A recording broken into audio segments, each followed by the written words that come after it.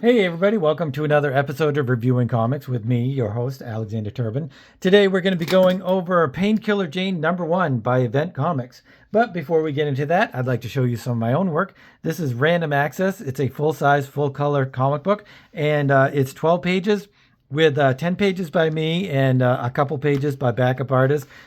This month is Paul Courtjohn and just me. But I'm going to...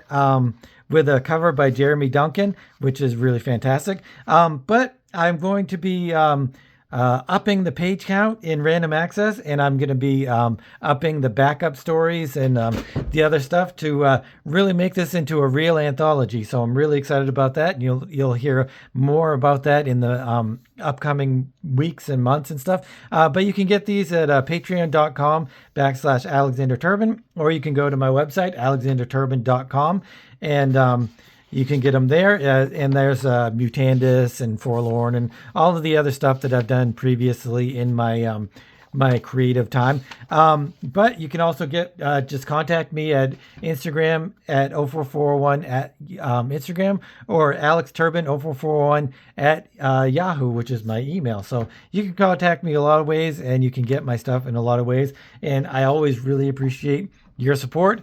And let's get on to the show. So I've never read Painkiller Jane. I just picked this up the other day at Goodwill. It was a fantastic day at Goodwill. I believe this was $3, which normally I wouldn't really pay that much for a comic at Goodwill or something like that, because usually they have stickers on them or something like that. And but I just found this, and I thought it'd be fun to review and stuff. And I really didn't know anything about Painkiller Jane, and so I just wanted to grab it. It's Event Comics, like I said, and that is a comic. I was researching a little bit before this, and one of the cool things, Event Comics was Joe Quesada, I'm sorry, and Paul Palmiotti, who is the Jimmy Palmiotti. Anybody can, correct me on that. But they formed Event Comics, and they came up with Ash, who was one of their characters, and they also came up with Painkiller Jane, and I guess some other ones. But then they later went on to become the creative directors of Marvel Knights, where they gave some of the books like Daredevil and Moon Knight and stuff like that a little bit of a darker edge, a little grittier. They had a Nick Fury, which with Garth Ennis, I believe it was Garth Ennis, that was really gritty and stuff, and I really appreciate that.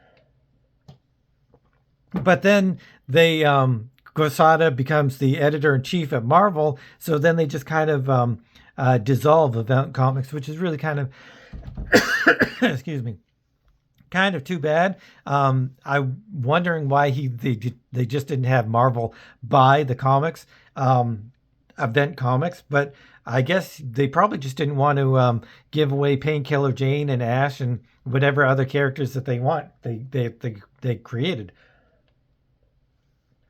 But anyway, that's a little bit of the backstory of Event Comics and stuff like that. So, Painkiller Jane. It starts off, and it is very much a Punisher comic book. It's not. It is what it is. Punisher. I love Punisher. I have a whole bunch of them. I started reading Punisher with the Mike Zeck miniseries, so I didn't get the Spider-Man first appearances of Punisher or anything like that. I started with the miniseries, and I loved it. Love the Punisher. He's a fantastic character, but unless you're going to add some sort of different angles to his character, different angles to the storyline and backup characters and stuff like that, much like Garth Ennis did later on when he introduced the I can't remember what her name. She's the old lady in the wheelchair, and the Russian and all of this other weird, Garth Ennis-y kind of stuff that he created. Unless you're going to kind of do that, then you're basically going to have the same kind of vein of storyline, which is really very street level, almost a cop show kind of vibe, and that's really what it is. Another thing, this is created by or written by Brian Augustine and Mark Waid are the writers, which they're very especially Mark Waid. I'm not sure about this other guy, Brian, but Mark Waid, he's a very capable writer, and the writing is really good. But the pencils are Rick Leonardi, and the inks are by Jimmy Palmiotti. Rick Leonardi is one of my favorite artists. I know I say that a lot, but he really is. His whole style and his whole way of conveying characters and stuff is one of my favorite ways of doing that. He not inked when he inks himself. I think he goes a little bit further, and I think that Palmiotti really he kind of toned him down, and this is really not the best Rick Leonardi work that I've seen. I'm a big fan of his. Like I said, I don't have any of the Spider-Man 2099s, but I loved his work in Daredevil and in the X-Men. And whenever I saw his stuff, I just really love it. It's so flowing and everything, and I really love it. And I was really excited to read this after I realized that it was his work. Even though when you're looking at it just from glancing through the pages, it really doesn't look like a lot of his stuff. But I'm definitely going to go through some of his other works, especially the Daredevils, where it introduces, I can't remember his name, Bushman or something like that, where his arm turns into a gun. That's like one of my favorite issues by him. But so let's get into the book, and I think I've gushed over the artist enough, but I'm going to definitely look at his art and stuff as we go along, because I really do like it. Although, like I said, I do think the inker kind of tones his stuff down, and that's not really what I want. I want more flowing Rick Leonardi. I want less toned down Rick Leonardi. I want him to, be let loose. I want him to just explode all over the pages like I know he does, and I know he can. Very much like Carlos Pacheco. I would say those artists are very similar in their styles, and I love both of them. So it starts out, it kind of goes, talks about a birthday party of the little girl, and she is the little girl of a mobster, and it kind of talks about the mobster and how he's rich and all this stuff, how he loves his daughter, and like he hires a whole carnival to put in his front yard, and like he'll go out and above beyond to make his daughter happy and stuff like that. And that's really what they're kind of trying to convey. And then the next few pages, you have a clown gang who were apparently hired by the mobster to be the clowns for the carnival or whatever. But they have different plans. They kidnap the girl, and even though they do it in broad daylight, they've got all kinds of guns. And here's one of the things that kind of confused me a little bit, where the clowns take the girl, and they say they're taking her hostage, and they're going to get back to the mobster about how much money they want. But one of the mobster's cronies pulls out a gun, but then the clown guy shoots him. I don't understand, but then later on, there's a clown that's dead. So I don't understand why the clown is dead. Do they maybe they possibly shoot each other, and you have one mobster there and one non-mobster, so I don't understand that one. That's a little bit confusing. I don't think that was illustrated the way that it was written. But anyway, the head clown guy says that was your one mistake, make another one, and the girl dies. They throw her in the van, and they take off because the mobster doesn't want to risk any kind of injury to his daughter. So then we go to some sort of hospital. I guess this is Painkiller Jane's hideout. My gist is that she can't be killed. She has a mutant healing factor, maybe like Wolverine and or Deadpool. And so, but she goes out, she does all of this heroic stuff, and then she comes back. She's been shot, she's been broken and beaten and stuff, but she has to have a little bit of downtime to reconstruct her body or restitch her body or something like that. I'm not entirely sure. So the first appearance of Painkiller Jane was in this book called 22 Brides, which I just read about, and that has something to do with the mobster that has the daughter that was stolen. So she's this. I don't know. Let me know if you guys know anything about Painkiller Jane, and if there's a timeline. Like, did at the end of 22 Brides, did she end up here and that's where it picks up? Or is this like months later, years later, something like that, where she's been on some other adventure and she ends up in the hospital? So please, somebody let me know that, because I don't actually have the 22 Brides. But what I do know is she and the mobster are, let's see if I can remember his name or get his name. Don Joe. Oh yeah, it talks about how Don Joe, his father was the big head of the organization, and then he died, and so Don Joe was kind of promoted to becoming the big boss. And I assume Painkiller Jane maybe killed the big boss. I don't know. Let me know if you know that in the comments. So she's there. She's trying to heal up and stuff, and then these mobsters who are apparently, I was a little bit confused because I didn't know what was going on. But apparently these are the mobsters of Don Joe and Don John or Don Joe? Don Joe. And they're looking for Painkiller Jane. And they figure out that she's hiding here. She thinks that they're here to kill her. And so she starts this big ruckus, and she throws a bed at them, and she attacks them and stuff. And one of them shoots her in the chest. And then they have this kind of discussion. All of the workers or soldiers or whatever, they're like, you screwed up.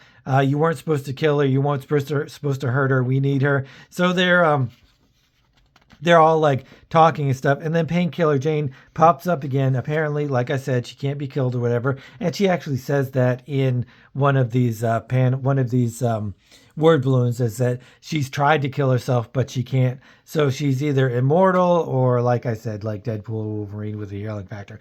So she attacks them, but one of the soldiers says, wait, this was all a mistake. We weren't supposed to try to attack you.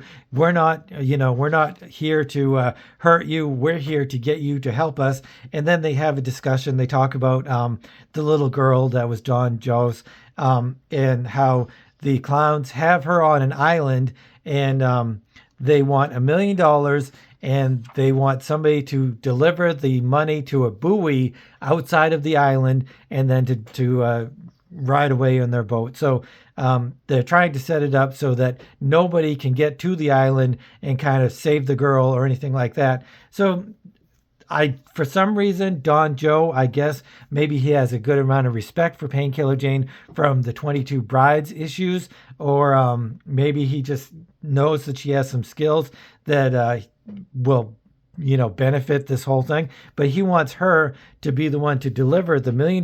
But instead of coming back, he wants her to go further onto the island and kill everybody and rescue the girl, which she doesn't want to kill anybody, but she's going to try to rescue the girl as much as she can. It has this little interlude that I don't know what it is. It has this character, and I think he can see the future. He touches this kid, and he sees in his mind's eye or something like that, where the kid is in a car accident. And so I don't know. Somebody please let me know in the comments or whatever what that's all about, because it's kind of interesting. It reminds me of a Claremont thing where he would set up these little interludes, and then he would keep progressing them as the issues went along, and then they would finally either have a payoff or not, or go nowhere. But usually they would have some sort of payoff. But so let me know what this is. I don't even know how many issues Painkiller Jane went. Whether this is a mini series or a full series or what I'll have to do a little bit more research into that. So she calls up her police friend, and it doesn't give any information about her background. Like I always say, I really like in the beginning, this is somebody's first comic book. This is my first comic book, so I have no idea what the heck's going on. Instead of this advertisement, it would have been nice to have a little, Painkiller Jane was the detective, blah, blah, blah, and she got her powers by blah, blah, blah. And she actually does kind of do that in the narration here. She does a little bit of a narration where she says, yes, she was a cop, and this was her boss. She was the one that was training her and stuff, and that was like kind of her best friend. And so they're having this discussion about the little girl, and she's trying to get some information about, did this really happen and stuff like that.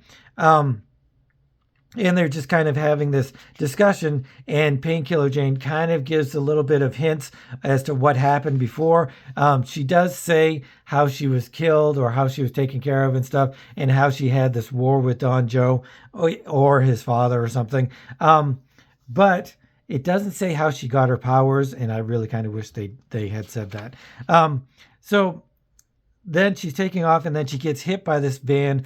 I don't like this. There's a couple of splash pages in this issue, and I really don't know. There's lots of lights, and they really focus in on the coloring of the comic book, which is by Richard Starkings, his Comic Craft, and like there's these three different individuals, groups or whatever, and they're the colorists, and it is pretty good coloring, but the coloring kind of overshadows the splash page here, and I kind of really wish Rick Leonardi just could have gone and done his thing. And I kind of feel like what they were saying is, we want to see the van. We're going to have, the headlights really flashing, almost like the lens flare that what's his name does for Star Trek and Star Wars and stuff.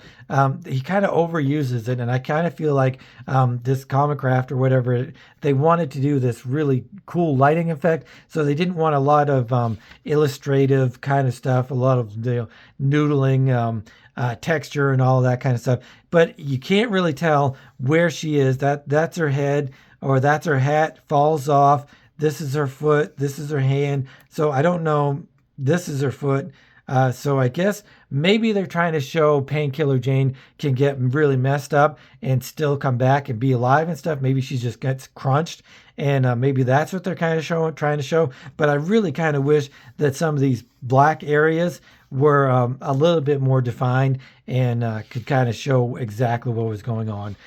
So she gets hit by a car, and I can't remember who it is that did this. I thought it was this is the clown's van. So I don't understand why she got ran over by the clowns. The clowns don't know. See, this is Binky the party clown, and this is Binky the party clown. So she gets run over.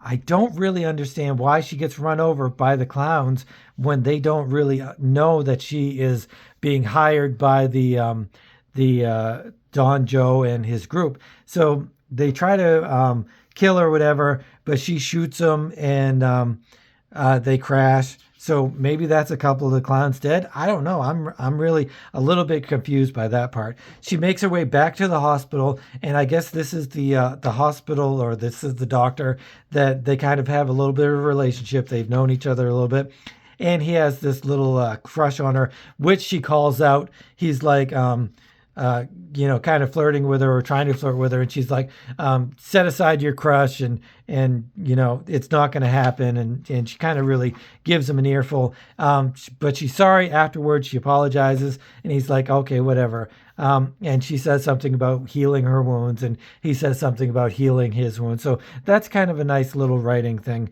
going on. They end up, goes to the pier where the money is that they're going to give to the clowns, and try to make this whole shakedown thing not work in their favor. They tell her that there's the boat. They're hoping that she can drive it, and she's like, okay. And here's the money. It's in a satchel that can be used as a flotation device. And then they also, surprise, surprise, there's landmines or landmines. There's mines in the water, and she'll have to get around them or go through them in order to get to the island. And that's after the buoy or after the dinghy or whatever it is, and where she's supposed to drop the money. So she goes out into the bay, into the harbor or whatever, and she goes towards the island.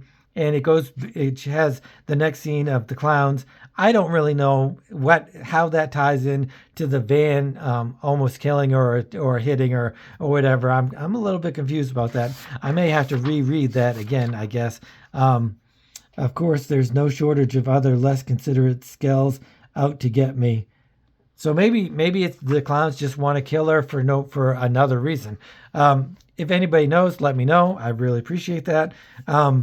Is it in 22 Brides? And is 22 Brides any good? Should I look for 22 Brides at some point? So she gets to the dinghy. She drops the money, only instead of backing away like she was supposed to, she goes forward, and the clowns realize this, and they're like, oh, she's not going to make it past the mines. And boom, there's an explosion. She hits one of the mines, and again, this massive lighting effect, and there's just so little detail in this. There's this sound effect, that's fine. Too much lighting effect, and it's just like looks like one big blob. And I would have loved to have seen the water going through this stuff and the explosion of the boat and all that kind of stuff. Maybe her body. There's her body. She's being thrown from the boat, but it's just. I really kind of wish, it's a splash page. When you have a splash page, you want to make it fantastic. You want it to be bigger than life, and it just it isn't. One of the things I forgot to mention is that her old boss, who she met in the diner to get some information about Don Joe's daughter and stuff, she was talking about a serial killer that is on the loose and that she's tracking. So that is kind of a subplot. And we have the clowns that see the explosion, and they're all excited. You have Don Joe's guys, and they see the explosion, and so they're upset, they're happy, and they're like, it's going to go up by $500,000 when we get the money, because I guess maybe the money got blown up. That's what I'm thinking. So they're just like all wound up because there was an explosion and they don't really know what to do. But here they cut to the other scene of another person being killed by the serial killer. I do kind of wish, like a lot of times you can do this where you go cut from one scene to another scene and you don't need any kind of narration to explain things, and it's perfectly okay. But in this one, I was a little put off by it. I didn't really know what was going on, and I kind of, maybe it's because it's all dark. You do see that they have they're police officers, and apparently this is a red tape, but there's usually warning, do not cross kind of thing, and I think maybe if that had been on there, I wish there'd been a little bit more distinction between the explosion that happened here and them being all wound up by, or, they don't know what happened, to this next scene where they're talking about the serial killer. And so this whole next page is the serial killer. They're talking about the serial killer and whether they can find somebody or whatever. And apparently this is either the serial killer or it's a alternate personality or something like that, because it looked like previously he didn't want to see any kind of violent thing. So I'm thinking maybe he has an alternate personality, and the alternate personality is a serial killer, and then it ends with the explosion. So, yeah. So there it is. I was a little bit confused. I was a little bit more confused as I was reading this, or as I was discussing it with you guys, than when I was reading this, because I missed a few things. I did miss that this was the guy that was on the bus. And so there's a lot of different threads that they do bring back. They do, circle around, and they talk about what's going on. And that I do like that. I just kind of wish that they were a little bit more explaining in some of the different scenes where it goes, or how you go from scene to scene can really change the whole narrative of the book. So, I enjoyed it. I didn't love it. It's like I said, a crime drama kind of thing. I do like the character Painkiller Jane. She does seem a little bit of a cross between Deadpool and the Punisher, which is kind of cool. And so I did enjoy it. Painkiller Jane #1 from 1997. Let me know what you guys think. And I'm gonna give this a. I'm going to give it a 7.5. I'm going to give it a 7.5. I could give it an 8 because of the Rick Leonardi art, because I really love some of the stuff that he does. The whole action. I love when he his characters are moving around, whether they're being blown up, whether they're flying through the air. But then some of this stuff is so toned down and has so much blacks in it that it kind of negates some of the powerful imagery that he puts forth. And I really kind of don't think that this is his best effort, or it's the inker kind of going over the things that make some of the stuff that I love about his artwork really a little bit less relevant. So anyway, yeah, that's why I'm going to give it a 7.5. I probably could have given it an 8 or an 8.5 if he had inked his own stuff, maybe, or if he had put his full effort. I'm not entirely sure what happened there. I do love the cover. Covers by Joe Quesada and Paul Mahdi. It's a full wraparound, which is really kind of cool. And I do love this whole imagery and her bandages falling all around. That's really cool. But it's a 7.5. If you're new to the channel, this is basically what I do. I go over indie comics from the 70s, 80s, 90s, whatever is cool, whatever is I come across and I think is really cool. And I do think there's a lot of cool things about this book. Let me know what you guys think. Like I said, if you're new to the channel, please consider subscribing, hitting the notification bell, and all of that cool stuff. But more importantly than that, I love the conversation of comic books. And if you've read Painkiller Jane and you love it or you hate it, let me know what you think. And thanks for watching. It's a Monday, so we've got a full docket of reviews and previews and all kinds of cool stuff going on. And thanks for watching. And let me know what you think.